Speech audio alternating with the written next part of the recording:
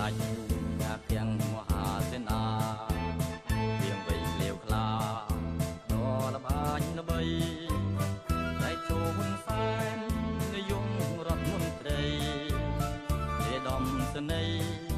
កាយ5ផុតលេ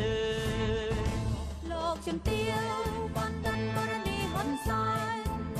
ចុះក្រុងទីដែនដីកម្ពុជាលោកជំទាវសប្រុងជួយរាវប្រជា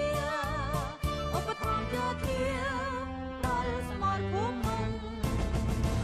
យោថ្ងៃជ័យជំនះ7មករាកម្ពុជាគោរពវន្ទាក្រុមងារដ៏ថ្លាថ្លៃជូនសម្ដេច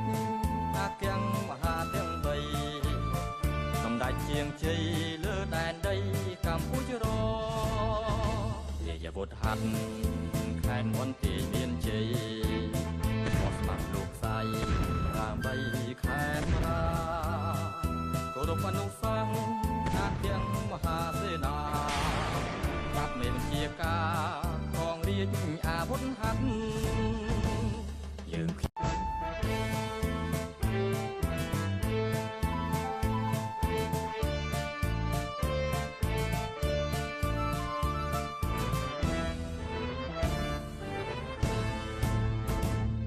សម្ដេច